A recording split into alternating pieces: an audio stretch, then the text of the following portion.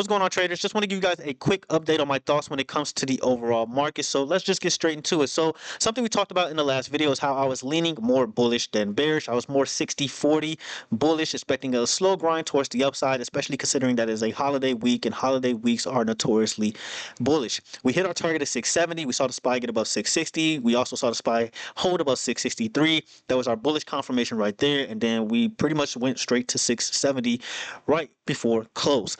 And so the question is, where do we go from here, right? And right now, I will say that I'm leaning neutral. I know that's annoying. I'm sure a lot of you are looking for some type of confirmation for your plays. Maybe you're in calls, maybe you're in puts, and you're trying to find answers on whether or not your calls or puts are going to play out. And so what I will say is that you probably will get two opportunities here.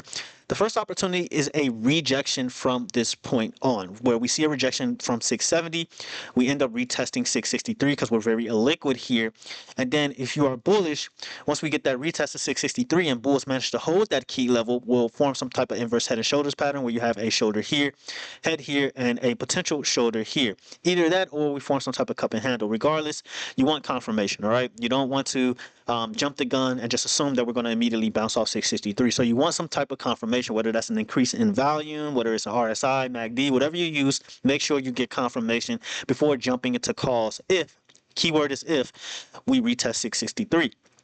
Now, if we continue towards the upside, what am I looking for, right? Let's say we don't even retest 663. We just, blast straight to the upside, right? What I'm looking for is a break and hold above 675. Once we get above 675, I mean, there's a lot of turbulence here, a lot of rejection here, a lot of bears here, right? So if we can manage to get above 675 and actually hold, then we're talking about previous highs, even all-time highs all over again when it comes to the SPY. So 675 is going to be a very, very pivotal level when it comes to the SPY. So if you're bullish, what you want to see here is a break and retest above not only 670, because we saw the SPY have a very hard time holding above 670 today. Not only do you want to see that, but you also want to see a break and retest above that 675 level. Once we get above that, you're pretty much smooth selling all the way to 680, 683, somewhere around this range. And then we'll have to see what happens from there, whether we get news, semiconductor news, tariffs, rate cut news, whatever the case may be. We definitely want to see how the SPY is going to react once we get within that 675 range. Now, if we're looking to be bearish, let's say you got puts or whatever the case may be, you want the SPY to simply reject from this point on, right? There's a lot of resistance here. You got resistance back here, resistance here, resistance here. A lot of turbulence here. You guys get the idea. And then you even have a bearish wick here, right? So you definitely want to see the SPY just reject from this point on, not even get remotely close above 670. You want to see the SPY reject from this point on, hit that 663 level, and then possibly bounce back towards the upside. Now, if we're talking about being extremely bearish, I think it goes without saying, you want to see us break back below 660. Me personally, I would love to see 659 get broken below, because 660 is basically butter at this point. But, regardless, depend on the levels, trust the levels, go with the levels. All right, so 660 is still a key level regardless. And then 659, after that, you're pretty much, I would assume that bears are going to step in pretty aggressive if we break back below 660 all over again. And then at that point, I do believe we're going to head towards 650 when it comes to the SPY. So those are your scenarios when it comes to the SPY. Triple Qs. So triple Qs, again, you're at a very pivotal spot here. 607 is your key level when it comes to the triple Qs. It's important to note that you're still creating lower highs, all right? And this is what I was saying in the Discord. It's not safe to swing calls in this environment. It's just not, guys, all right? We have a holiday coming up, right? I think it's like Thursday, right? We have a holiday coming up. It's a short week, so you shouldn't be swinging short-dated calls. I should say that. You should not be swinging short-dated calls. Now, you're ultimately going to do what you want. Maybe you know something better than me. Maybe you see something. Whatever the case may be, me personally, I'm just not interested in swinging any short-dated calls. I see green, I take green. I'm taking profit when I see profit. 20%, 40% is my rule. Simple as that. All right, you have your own rules, but for now, I'm just not interested in swinging anything for this Friday or even next Friday. If you're going to get contracts, I will look for December 19th and beyond that. That's just me. Do what you want. So again, when you're looking at the triple Q, 607 is your key level. You trade it right back within this falling wedge pattern. Right now, you are rejecting the 21 MA, right? And so it's very much possible that you see a lower high here. You have a high here, lower high here, lower high here, lower high here. And if we manage to reject from here and break below 603 on the triple Q, so you want to see a break retest, then it can get really ugly, especially if we get below 595 all over again. Okay, I know we want to pay attention to 600, but 595 is the most pivotal level right now. That's where you want to pay attention to. Why am I saying 595? Look here. All right, so when you look back, and of course 600 is a key level, guys. We're not going to sit there and act like it's not. All right, but when you look back, you see that there's a lot of bulls here, right? So if we zoom in, look at this huge bullish candle here. You got bullish wicks here, you got a bullish bounce here, you got a bullish bounce here. So 595, 600 is important. Of course it's important, right? If we break below 600, obviously we're going to head towards 595. But if you manage to give up 595, you open up the gates to 580 all over again, possibly even go to 570. We'll talk about that if we get close to that point. So you want to see obviously 600 hold, well 603 hold, sorry, 603, 600, 595. You break below those, pack your bags, tell your wife you need to sell something, and it might be her. All right, so that's what we're looking at when it comes to the triple Qs in regards to downside. Now, what will it take for me to be really bullish on the triple Qs? And I'm talking about 80-90% bullish, because you guys know I've mostly been 60-40 lately, right? Well, what we want to see here, and I hope you guys remember this, all last week, if not later than that, 613, right? 613, we've had such a hard time breaking above this level when it comes to the triple Qs. And you can scroll back and you can see this, right? Clear as day. Rejection here. Multiple rejections here. Multiple rejections here. You got a rejection. You wicked off the 21 and the 100 MA here. You wicked off you got pretty close, but you wicked off the 21 and 100 MA here, right? You ended up constantly creating lower highs. Every time you attempted to get above 613 and tried to hold, you ended up failing. So you want to see the triple Qs, or I want to see the triple Qs get above 613 and actually hold for once in this life. Once we get above 613, we're talking about 615 psych level, and then 617. You get above 617, that's pretty much your final boss. You're talking about previous highs, all-time highs all over again when it comes to 617. So that's what you want to see if you're looking to be super bullish on triple Qs. But for now, again, like I said, I don't think it's safe to swing calls. You're still creating lower highs. High, lower high, lower high, lower high. This can easily turn into a lower high. We'll have to wait and see what happens tomorrow. Can I be wrong here? Absolutely. We could just break out of here. We do got news in the morning. We break out of here and boom, we're going to the moon. Okay, pack your bags. Tell your wife you don't need to sell her or the kids or anybody anymore. You're good to go. All right, you're ready to go. Okay, so that's what we're looking at when it comes to the triple Qs in regards to upside and downside. Bitcoin. So right now you're seeing it in real time here. Bitcoin is having a hard time getting above 89K. Or holding above 89K. Me personally, we'll just focus on the psych levels. 90K. 90K is your key level. Even when you get above 90K, 92K is your next key level. Bitcoin, plain and simple, guys. I mean, Bitcoin has a lot to work with when it comes to upside. I mean, you got a lot to deal with. Okay, you have a lot to deal with. Okay, there's a lot going on here. 92K, even if you get above 92K, you got to deal with 95K. Even if you get above 95K, you got to deal with 98K, 99K. Even if you get above that, you got to deal with 100K. There's a lot of levels to get through before we even start considering Bitcoin being bullish all over again. And look how, like, lower high, lower high, lower high. Here you just went straight down. You just made a falling knife here.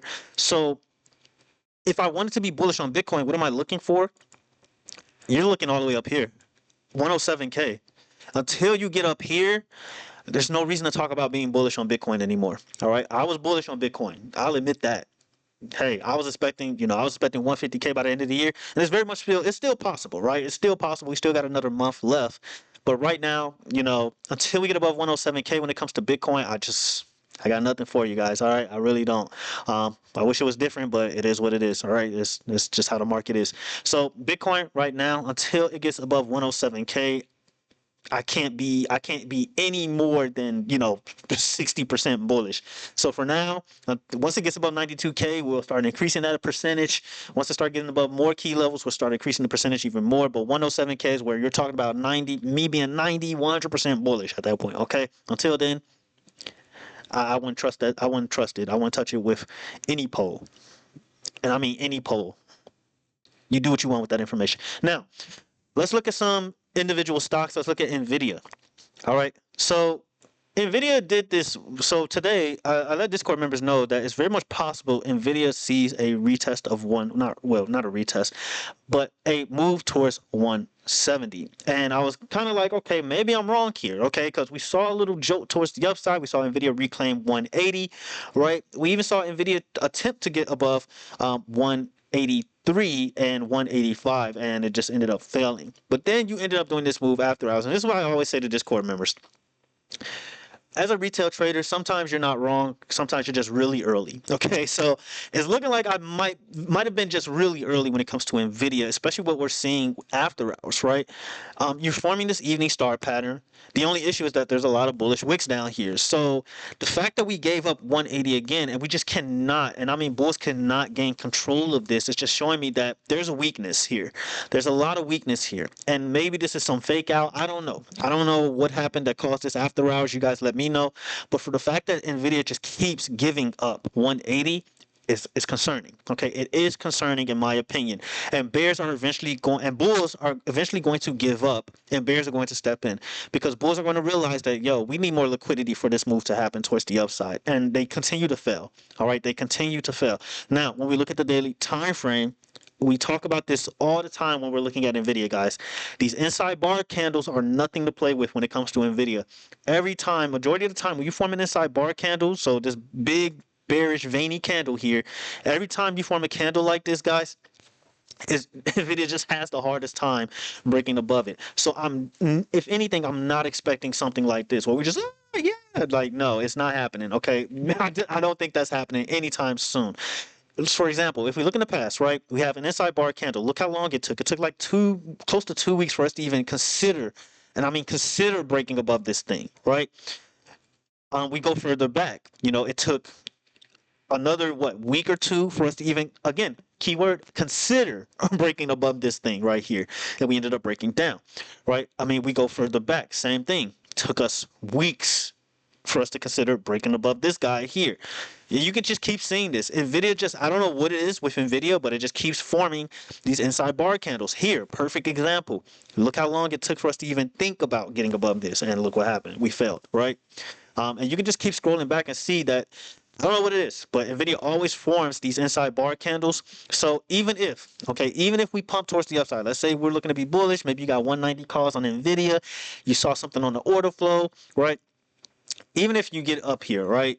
Judging off what we've seen in the past, every time Nvidia gets like to half of these inside bar candles, or even to the top of these inside bar candles, boom, straight down. Okay, so what I'm looking for, right, if we do pump towards the upside, when it comes to Nvidia, 196 is your key level. All right, 196. You need to get above 196 for us to start talking about all-time highs when it comes to Nvidia. If anything, the gap fill at 206. But until that happens, I have to, just based off what we've seen in the past, I have to just kind of sit back and watch Nvidia work, because it's really hard to trade calls when you're seeing every single time these bar candles form, Nvidia just does not break above them, especially in 1 week, okay? Especially in a short week. We're talking about a 4-day week here. If this just happens, then, yeah, look, cancel my YouTube account, all right? Because I just don't see it happening, guys, all right? So me personally, I'm not interested in trading the upside when it comes to Nvidia. And until we get more confirmation, let's say we break above 196, I'm side-eyeing the market. I'm going to side-eye the market, okay? So for now, what we're looking at is that we want to see a break and hold above 180 for once, right? We want to see a break and hold above 185, right? Which we are just not even getting close to anymore. And then from there, once we get above 185, I do think 190, 196 is definitely on the table. But considering what we just saw after hours, I have to say, guys, all right, I have to be just honest and blunt here. It's looking like 170, okay? It's looking like 170 is going to happen, all right? And again, sometimes I'm not wrong. Sometimes I'm just really early, all right? So, and that's a lot of case with a lot of retail traders. Sometimes you're not wrong. You just pick the wrong expiration, and then you end up being right 2 weeks or a month later, all right? So, if you're waiting, if it's like a year later, then you're wrong at that point. Okay, so if it's like 3 months later, then of course you're wrong. All right, but sometimes you're just a week off, 2 weeks off, something like that. And yeah, I think this is going to be the case with Nvidia. Considering if we open up like this, guys, I do think 170 is definitely on the table when it comes to Nvidia. We'll see. Okay, we'll see. Maybe I'm wrong there. All right, so I think I dragged Nvidia quite some time. Tesla. So someone in Discord keeps asking, well, not keeps, but asked me about Tesla going to 450. There's no reason to think that right now. Maybe you guys are saying something I don't, but right now Tesla's just trading in this box here. So I mean, you can just keep shorting the top of the box and then, long the bottom of the box if we manage to get back down here at 380. But for now, I just don't see a reason to be super bullish on Tesla. If anything, this is just a good day trading strategy here. So your key level is 414. As long as you stay above 414, very much possible you head back towards 427. But you really want to see Tesla get above 430. If Tesla gets above 430, then we can start talking about 450. All right.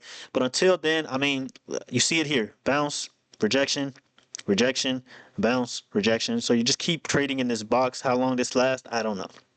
So that's all I have for Tesla. It's just doing wild swings in consolidation. So, good luck with that one. All right, Microsoft. So Microsoft is in a very interesting spot here. So when you go to the monthly time frame, it's right at monthly support here, right? So you got a rejection here, and then you have this here. I don't like this. Okay, I don't like this candle here. Okay, really don't. So as long as Microsoft holds 468, you're okay. But this candle, and keep in mind the month isn't over, but I mean you got like 6 more days until November ends. This candle closes like this, it's not looking good. And I'm not saying December is going to be bearish because again, this is the monthly candle. We can easily, pump back towards the upside, possibly retest 500, and then boom, maybe January, February start tanking. But we close like this, I don't know. I don't know. If we close like that, then I think we're heading towards this gap fill here at 397. So that's what we're looking at when it comes to Microsoft. And that's pretty much all I have, guys. So let me know what you think in the comments below.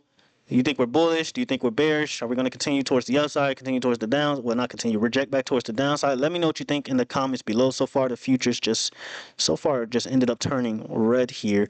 So we'll see what happens. But ultimately, guys, not much else I can really say here. I do expect some type of rejection towards the downside. I'm not saying we're going to crash or correct or anything like that, but I do think at minimum we see the SPY at least retest 663. But let me know what you think in the comments below. And until the next video, traders, have a good one.